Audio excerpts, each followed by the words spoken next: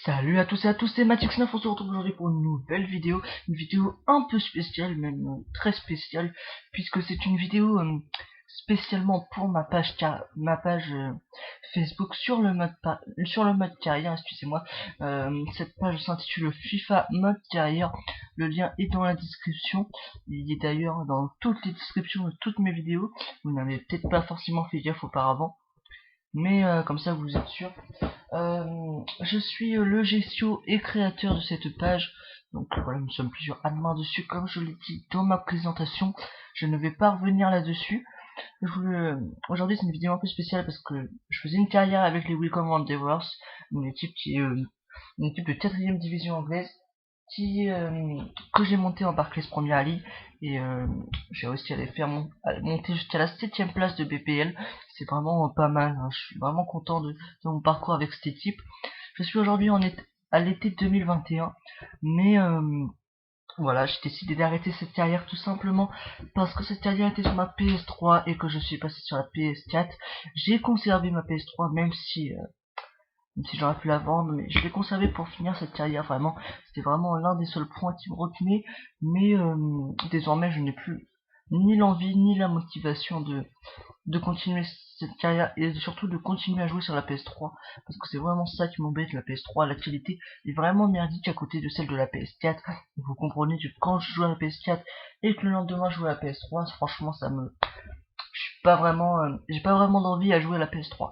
Donc c'est pour ça que je tenais à arrêter cette carrière et à vous faire ça proprement. Donc en vous faisant une petite vidéo pour vous montrer, faire un petit rapport d'équipe, tout ça, etc.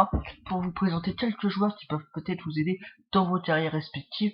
Donc voilà, j'espère que cette vidéo va vous aider et va vous plaire surtout, car voilà, ceux qui me suivent juste sur YouTube vont pas forcément comprendre qu'est-ce que c'est que cette carrière. Donc je vous invite vraiment à aller voir dans la description de la vidéo. Je vous mets le lien et franchement allez voir ce que j'ai fait comme carrière. C'était vraiment une carrière très passionnante. Mes fans ont extrêmement aimé et c'est pour ça que je voulais faire cette petite vidéo pour leur remercier également. Merci à vous tous de m'avoir suivi. Donc je voulais également m'excuser de la vidéo de la qualité un peu merdique de cette vidéo, puisque c'est des fautes, oui, ça va être constitué de photos que vous allez voir, puisque on ne peut pas faire de capture d'écran sur la PS4 comme je fais sur la PS3 comme je fais sur la PS4. Donc on va tout de suite se lancer par on va tout de suite aller voir le bilan qu'on a fait sur cette saison, et ensuite on va faire un petit rapport d'équipe. On va étudier les joueurs cas par cas. Donc voilà, c'est parti. Donc voilà pour le bilan. Donc j'ai entraîné que ce club de Wycombe. J'ai remporté 2 titres de champion, donc le titre de 3ème division anglaise et le titre de 2ème division anglaise. J'ai remporté 2 coupes nationales, donc 2 fois la FA Cup, hein. Euh, Chelsea pour la première et Newcastle pour la deuxième, il me semble, sur mes 2 dernières saisons. Je n'ai pas remporté de coupe continentale. Ouais, voilà, tout simplement. Plus large victoire, j'ai gagné une fois 6-1 face à Brentford en septembre 2017. Voilà. Et plus lourde défaite 6-0 face à Middlesbrough. J'avais beaucoup fait tourner à ce match-là et je suis vraiment passé à côté, faut clairement le dire. Mon transfert record, c'est un transfert record de 30 641 040 euros. C'était l'achat de Richero Zivkovic, que je vais vous présenter dans la fin de cette vidéo, il me semble. C'est un transfert énorme pour un club dont vous connaissez le budget, qui est de 500 000, il me semble, dès la première saison. Donc c'est absolument énorme. Total des gains 1 900 000, je ne sais pas trop ce que c'est ça, mais c'est pas grave. Ensuite, en tout dans cette carrière, j'aurais fait 391 matchs. C'est tout à fait énorme, hein, c'était des matchs de 4 minutes, mais ça correspond quand même à plus de 1200, même plus que ça, 1200, pratiquement 1500 minutes de jeu par période, donc x2 ça fait à peu près 3000 minutes sur les terrains quand même. Donc sur 391 matchs, j'ai gagné 203 victoires. Donc vous allez dire que c'est peut-être pas beaucoup, hein, parce que ça fait à peu près la moitié, à quelque chose près. Ouais. En Barclays Premier League, quand vous avez l'équipe de Wycombe Wanderers, c'est pas évident. Donc c'est normal de perdre quelques matchs. Ensuite j'ai fait 94 nuls comme 94 défaites, donc c'est quand même relativement relativement positif comme bilan, hein. Je suis assez content. J'ai mis 530 buts et j'ai encaissé seulement 357 buts, donc ça fait moins d'un but encaissé par match, donc ça c'est vraiment pas mal. Donc ouais, je suis plutôt satisfait de même ce bilan. Donc ouais, voilà, c'est pas un bilan extraordinaire, mais ça reste un bon bilan tout de même. Donc voilà. Donc voilà pour ce qui est du bilan. On va passer désormais au rapport des types joueur par joueur. Donc c'est parti. Dans les buts, Chouf Pierre Demont, un joueur tout droit sorti de mon centre de formation, 72 de général à 18 ans, c'est tout à fait énorme hein, quand même pour un gardien, étant donné que j'avais pas un très bon recruteur, donc c'est un très bon gardien. Voilà, c'est mon gardien titulaire qui a devancé les deux autres gardiens que je vais tout de suite vous présenter, qui sont également très bons. Donc en deuxième, nous avons André Moreira, 72 de général pour 25 ans, voilà. C'est autant de général que Pierre Demont. Donc voilà, je faisais jouer Pierre Demont parce que Pierre Demont a tout de même 7 ans de moins et tout simplement parce qu'il est meilleur. Voilà, il n'y a pas plus compliqué que ça, il est tout simplement meilleur que Moreira. Ensuite, le troisième gardien, c'était Paul Nardi, qui était arrivé avant les deux autres que je viens de vous présenter. Donc lui, il avait 27 ans, donc je pense que je l'aurais vendu si j'aurais continué cette carrière. Mais ça reste un excellent gardien si vous le prenez en tout début de vos carrières, il peut être très bon. Ensuite, en défenseur droit, nous avons Adama Soumaoro, le joueur du Lille Olympique, 66 de général à 29 ans. Lui n'a jamais progressé dans ma carrière et ça reste un joueur très bon, avec un très bon physique, hein, comme 93 de force, c'est très bon pour un défenseur central. Ensuite, nous avons Jérémy Vion, un défenseur central, lui également sorti de mon centre de formation, 72 de général à 21 ans. Lui, c'est tout simplement un joueur énorme. J'ai même reçu une offre du Real de Madrid pour ce joueur, une offre de 8 millions et demi, il me semble, mais franchement, c'était l'un des futurs cracks de mon équipe, donc c'est pour ça que je l'avais gardé. Ensuite, le joueur qui venait tout juste d'arriver à ce mercato, c'est Jean-Charles Castelletto, défenseur central, 75 de général pour un âge de 26. Lui était excellent, 85 en accélération, 85 en vitesse, 83 en détente, 85 en interception, très important pour un défenseur. Très bon joueur que je vous conseille. Ensuite, nous avons Sébastien Védias, pareil que Castelletto. Ça reste un très bon défenseur qui venait tout juste d'arriver dans mon club. Donc je n'ai pas pu vraiment le tester, mais il a de très bonnes stats et il est très bon. Hein. J'ai dû faire 3 ou 4 matchs avec lui, mais il est vraiment très sympathique à jouer. Je vous conseille également si vous avez un petit club ou un club moyen. Il peut être très intéressant. Ensuite, Sekou Nardi, défenseur central de 21 ans avec un général de 64. Lui, c'est un joueur sorti de mon centre de formation qui était remplaçant tout simplement, premier remplaçant. Il faisait très bien le taf, d'habitude, notamment avec ses 2 mètres qui étaient très bon sur corner. Ensuite, nous avons Ricardo de Menses, je ne vais pas m'attarder sur lui parce qu'il était vraiment pas très bon, joueur sorti de mon centre de formation, comme Fabio Caldera, voilà, ce sont des joueurs assez banals. Ensuite, nous avons Chancel Mbemba, 78 de général, pour un âge de 27 ans. Je venais également tout juste de l'acheter, mais voilà, celui-ci tout à fait énorme, hein, ce joueur, le joueur qui joue à Anderlecht, je vous le conseille fortement. Il peut jouer dans un club même comme le Barça, hein, tellement qu'il est très bon, je vous le conseille énormément. Ensuite, Loftus-Cheek Pereira, lui franchement il n'a pas été à la hauteur des attentes que j'avais en lui. Quand tu as un potentiel de 93, tu ne peux pas te permettre d'évoluer aussi peu, mais ça reste un joueur très bon qui est sorti dans mon centre de formation et que j'aime beaucoup ce joueur. Donc ensuite nous avons Josy Prado C8, lui c'est un joueur que j'avais fait signer en pré-contrat, donc c'est pour ça, sinon il n'est pas très bon, mais ça reste un très bon remplaçant, milieu défensif remplaçant. Il peut faire le taf en remplaçant, pourquoi pas dans votre équipe B. Ouais, je vous conseille quand même parce qu'il est vraiment pas mauvais du tout. Ensuite, nous avons l'un de mes coups de cœur dans cette carrière, Aleph, sûrement l'un de mes plus grands coups de cœur, 79 de général à 26 ans, il a un potentiel seulement de 71, et j'ai réussi à le faire monter jusqu'à 79, lui c'est vraiment l'un des meilleurs joueurs de mon équipe, je vous conseille énormément, je l'avais acheté pour seulement 10 000 euros les gars, 10 000 euros, énorme ce joueur, je vous conseille fortement. Ensuite, Sayas Rohan, encore une fois un joueur assez banal, comme Ligier Gonzalez, qui est vraiment deux joueurs pas très bons. José Conceição aussi, hein, ces 3 joueurs sont sortis de mon centre de formation et qui ont vraiment beaucoup déçu. Gonzalo Murillo qui était pas mauvais hein, lui, mais il évolue pas assez vite, même s'il faisait de très très bons matchs. Ça reste un joueur assez banal également. Ensuite, nous avons Tony Abouyabis, pareil que les joueurs précédents, un joueur assez banal. Après, j'ouvre pas toujours un excellent joueur qui venait tout juste de sortir de centre de formation, 17 ans, déjà 71 de général, une valeur de déjà 1 700 000. Pour un milieu droit, c'est très très bon. Et franchement, j'aurais aimé voir sa progression, mais malheureusement, je ne la verrai pas.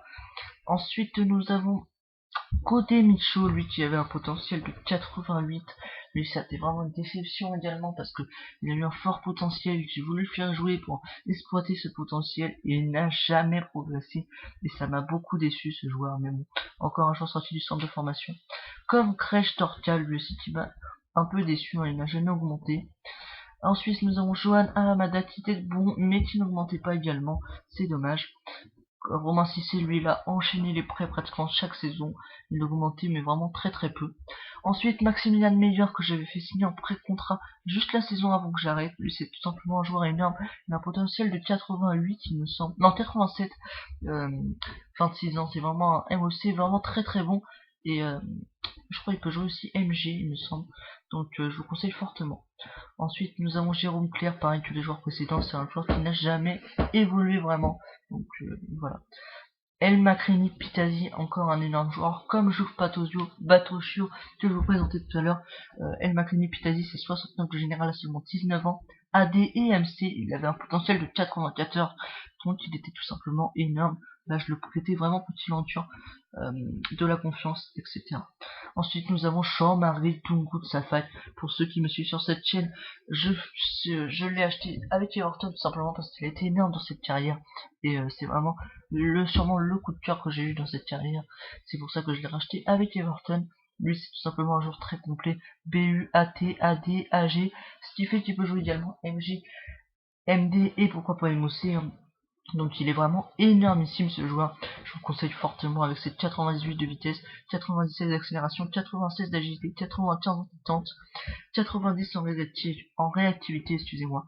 Donc 82 en puissance de frappe. Il était vraiment très très bon dans tous les domaines. 89 en placement offensif également. C'est digne d'un grand joueur. 79 de général, il était vraiment très très bon. Je vous le conseille énormément. Ensuite, Chouba Akoum, pareil que Jean-Marie Dungut-Safak, c'est un joueur que j'ai fait signer avec Everton, parce qu'il m'a tout simplement impressionné dans cette carrière. Il est vraiment énorme, 76 général à 26 ans. C'est vraiment, encore une fois, l'un de mes coups de cœur dans cette carrière. Il est tout simplement énormissime. Je vous conseille de le prendre. Il commence avec un 58 de général, mais il monte énormément. Là, il est monté à 76 avec moi, mais je pense qu'on peut le monter encore un petit peu plus. Je pense qu'il peut atteindre les 80 facilement, étant donné que je l'avais acheté 50 000 euros. C'est vraiment rien du tout pour un joueur d'un tel calibre que je vous recommande énormément. Donc n'hésitez pas. Ensuite, Richard Zivkovic, comme je vous disais tout à l'heure, c'est le transfert record de mon club, 31 millions à peu près, il me semble. Donc voilà, un incroyable finisseur, un 89 de finition, très très bon dans tous les domaines, c'est vraiment un attaquant très complet, 88 de potentiel, ça ne se refuse pas, vraiment un attaquant de très grande classe, hein, et vraiment très très bon. Il évoluait au PSV, non, à l'Ajax d'Amsterdam. Oui, à l'Ajax d'Amsterdam, vraiment très très bon ce joueur, 80 général à 25 ans, c'est vraiment très très bon. Voilà, encore une fois, je vous le conseille, hein, il a une bonne vitesse, une bonne finition, très très bon de la tête également, une bonne puissance de frappe, donc voilà, il a tous les atouts d'un très grand attaquant que je vous conseille énormément. Prenez-le, je l'ai acheté 31 millions, mais c'était au bout de 6 ou 7, non, 5 ou 6 saisons, donc c'est pour ça que ce prix était assez affolant, mais dès le début vous pouvez l'avoir pour moins de 5 millions, il me semble, même moins de 3 millions, donc prenez-le fortement. Corentin Jean, c'est vraiment un joker de luxe, un très bon joueur pour un petit club, il évolue à l'Estac de Troyes, très très bon, 69 de général à 26 ans, je vous le conseille fortement, il est tout à fait très très bon, il a une petite valeur, il vaut pas énormément cher, c'est vraiment un joker de luxe, il marque énormément, donc prenez-le. Ensuite nous avons Toki Laurenti, lui il est tout simplement énorme à 31 ans, il claque énormément de buts, notamment avec sa vitesse qui est énorme, même si vous ne la voyez pas, je l'ai pris quand il avait 27 ans il me semble, mais j'aurais dû le prendre beaucoup plus tôt, il est vraiment tout à fait énorme, même s'il n'a pas un très gros potentiel, c'est sûrement l'un des meilleurs attaquants que j'ai eu dans cette carrière. Ensuite, nous avons Kingsley Coman, le joueur qui évolue à la Juventus de Turin. Je venais tout juste de l'acheter pour 14 millions d'euros. Malheureusement, je n'ai pas pu jouer beaucoup avec lui. 76 de général à 25 ans. Il est AG et BU, il me semble. Donc voilà, c'est un très bon joueur avec notamment une très grosse vitesse et une bonne accélération. Donc je vous conseille également. Ensuite, nous avons Alain Saint-Maximin, le très bon joueur également. 80 de général pour 24 ans. C'est tout simplement un joueur très très bon. AG et BU comme Kingsley Coman. Je vous conseille fortement, hein, franchement. J'ai reçu des appels Atlético, du Bayer Leverkusen et de plein d'autres clubs. C'est vraiment un joueur très très complet et très très bon dans le domaine offensif. Donc je vous le recommande fortement. Donc voilà pour ce qui était de la présentation de mon effectif. Voilà, donc là je vous mets la photo de mon équipe type, hein. Donc voilà, là, dans cette fin de saison, c'était vraiment dans les 2 derniers mois je pense que je jouais dans cette composition assez étrange. Vous allez me dire 3-1-1-5, tout simplement j'ai testé des compositions, hein. Mais voilà, j'ai fini avec cette composition là. Pierre Domo dans les buts, Vegas, Castelletto et Vion. À la place de Vegas, c'était Mbemba, mais il avait une grosse blessure de 4 mois, il me semble. Mais sinon, c'est lui qui était titulaire. En MDC, Radosevic, non, normalement, ce n'est pas lui. Non, normalement, c'est Aleph, hein, je sais pas pourquoi. Désolé, hein, pour la photo, j'ai vraiment... je sais pas pourquoi j'aurais dû mettre l'équipe type. Ensuite en MOC c'était meilleur, hein, vraiment très très bon, de très bons ballons distribués par lui. Ensuite en AG Saint-Maximin qui est capable aussi de jouer BU, mais je suis en poste de connexion c'est AG, donc je vais vraiment jouer en AG exclusivement. Donc voilà pour lui. Ensuite à droite, Tungu Tsafak, hein, lui est capable de jouer à tous les postes de l'attaque, mais je l'ai mis à droite tout simplement pour permettre à Coman, Sivkovic et à Pom de prendre les 3 postes de l'attaque. Hein, donc en attaquant gauche, Kingsley Coman qui est capable de jouer AG et BU, donc je l'ai mis entre les deux, hein, ATG. Ensuite un ATD, on a Pom. Et en BU on a Richard Zivkovic, l'incroyable finisseur. Donc voilà pour la composition de type, hein. Donc normalement c'est Mbemba à la place de Vegas et Aleph à la place de Radosevic, mais sinon c'est quasiment l'équipe type, hein. Donc franchement dans cette équipe là je vous conseille vraiment tous les joueurs à part Perdomo, Vion et Perdomo et Vion que vous pouvez pas avoir parce qu'ils sont sortis de mon centre de formation. Sinon je vous conseille vraiment tous ces joueurs, ils sont vraiment tout à fait énormes et pour certains ils ne veulent pas forcément très cher, donc je vous conseille fortement. Donc ensuite nous passons au banc des remplaçants. Donc là le joueur qu'on ne voit pas très bien à cause de la photo, c'est André Moreira, le gardien remplaçant. Ensuite Soumaoro, Aleph que je mets normalement titulaire à la place de Radosevic. Claire, un MOC normalement sur le banc c'est Mbemba, mais vu qu'il est blessé, voilà. Ensuite Batojo, hein, la pépite de mon centre de formation. Et en BU Ranti et Jean, tout simplement, qui sont très très bons. Et puis quand vous jouez avec 5 attaquants, il vous en faut au moins 2 sur le banc. Donc voilà pourquoi ces 2 joueurs qui sont vraiment très très bons, vraiment deux remplaçants de luxe que je conseille vraiment énormément, encore une fois, qui sont vraiment très très bons. Ensuite, dans les réservistes, donc Mbemba, vu qu'il est blessé, je ne vais pas vous le rappeler encore une fois. Caldera, Nardi, les 2 défenseurs centrales, qui sont vraiment pas mauvais, hein, du tout, même s'ils n'ont pas vraiment progressé. Gonzalez, Demences, Rohan, Micho, Cancecao et Dorca, il me semble. Donc voilà, là c'est vraiment que des joueurs qui sont sortis de mon centre de formation, qui n'ont pas forcément plu. Des autres joueurs qui ne sont pas là sont prêtés, comme Ahamada, des joueurs comme ça. Donc voilà, c'est pas un banc de réservistes très très bon, mais voilà, c'est des joueurs qui peuvent dépanner en cas de blessure. Donc voilà pour ce qui est de l'équipe. Donc je pense avoir fait le tour pour ce qui est des joueurs et de l'équipe que j'ai utilisé.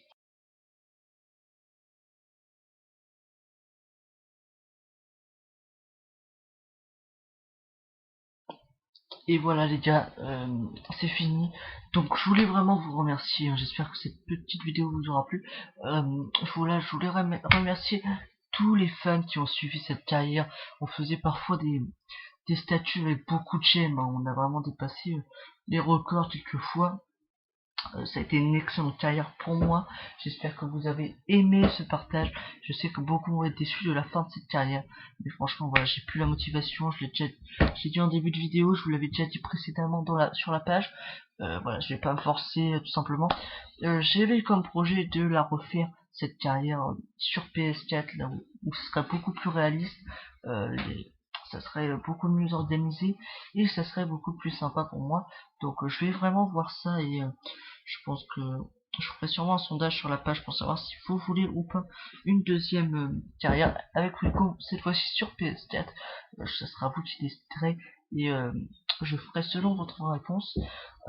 Franchement, moi ça ferait extrêmement plaisir hein, parce que Wilco a été sûrement l'une de mes carrières préférées sur tous les FIFA confondus. Donc ouais, ça me plairait énormément d'en refaire une avec eux. Donc je vais voir et je vous redirai ça sur la page, je ferai sûrement un sondage, etc. Donc voilà, j'espère que cette vidéo vous a plu. Je vous remercie tous les fans qui ont suivi cette carrière.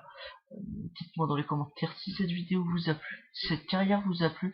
N'hésitez pas à lâcher un like s'il vous plaît, juste pour cette carrière. Si vous avez aimé cette carrière, lâchez un like. Et voilà, comme ça je serai vraiment satisfait si vous le faites. Là, n'hésitez surtout pas à lâcher un commentaire, ça me fait extrêmement plaisir. Et n'hésitez pas aussi de vous abonner à ma chaîne. Donc sur ce, c'était Matix9, alias Mathieu, hein, sur la page comme vous